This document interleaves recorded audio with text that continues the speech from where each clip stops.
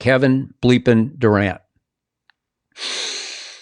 I am now convinced that Kevin Durant pushed to have his trade to Houston announced or leaked on Sunday afternoon to upstage Game 7 of the NBA Finals in Oklahoma City, where, of course, he began his career with said Thunder. I'm convinced of this.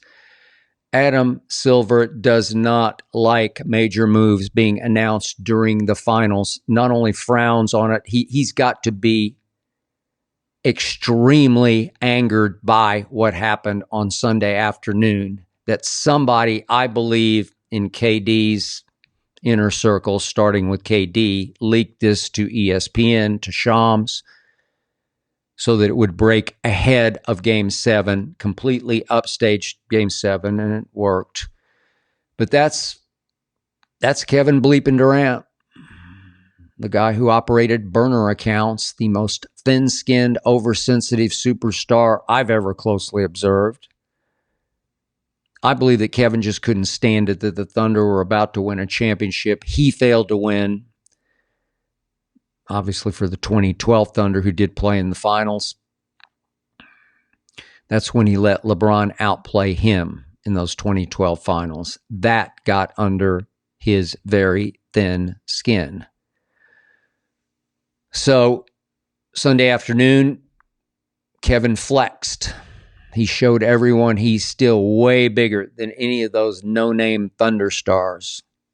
Those off-Broadway, off-radar Thunder stars. Those nobodies from nowhere nobody was watching.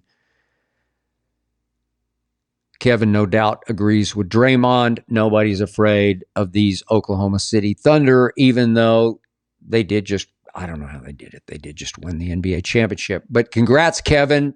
You turned the champion Thunder into an afterthought by breaking your news ahead of their news. Look, this trade announcement obviously would have waited until Monday, but Kevin was up at that Fanatics Fest up in New York, so he's there to be interviewed by Kay Adams, right on schedule. It all fit, it all dovetailed, and Kevin flexed. I get it, Kevin. You're going on 37. You've been around. You know how the game is played. You did make sure that this was leaked on Sunday afternoon. Heck, you even upstaged the Caitlin Clark game that was being played on ESPN at that point. You still got it, Kevin. I did predict that KD would wind up with the Spurs. I said that he was basically sort of mentally semi-retired, emotionally semi-retired.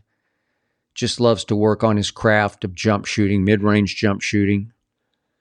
And that he'd want to play a couple of more fairly quiet years playing for a team with low to no expectations, even though Spurs have Wemby and Castle and De'Aaron Fox. Low to no expectations. I'm not even sure if Kevin had joined the Spurs, if they'd be picked to be a playoff team next year. So I dared on this show, Kevin, to go anywhere but the Spurs, anywhere there would be expectations, and I congratulated him on Sunday afternoon in a video that I dropped for approving a trade to the Houston Rockets. But I warned him, be careful what you wish for, because all of a sudden the Rockets have skyrocketed all the way up to the second favorite to win it all next year behind said Thunder. So, Kevin, you want to upstage the Thunder fair and square next year? Well, how about knocking them off their throne? How about you go beat them in how about the Western Conference Finals? Houston versus OKC, Western Conference Finals. You'd be the centerpiece gate attraction in that. Maybe people would actually watch that because of you. I want to see that. I don't know. It really irked me. So I wondered very late Sunday night if Kevin Durant was somewhere on some new burner account ripping the Thunder.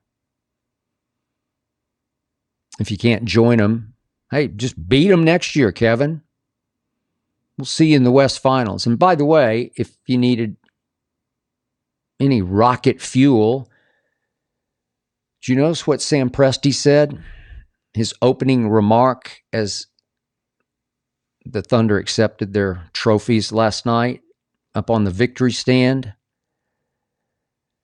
Sam Presti, man who picked you, Kevin, longtime GM, builder of the Thunder, said Oklahoma has a true team, not just a winner. Kevin, I believe that was a shot at you and at Russ and at James Harden and at the 2012 Thunder that, like me, Sam Presti couldn't love. He loved the star power, obviously. He loved the potential, but he didn't love being around that team because it really wasn't a team. It was three solo acts, three extremely talented solo acts that weren't a great team. And Sam went on to detail how this team sacrifices, this team roots for each other, this team does it the right way. A shot at you, Kevin. A throw down the gauntlet to you, Kevin, for next year. See you in the Western Conference Finals.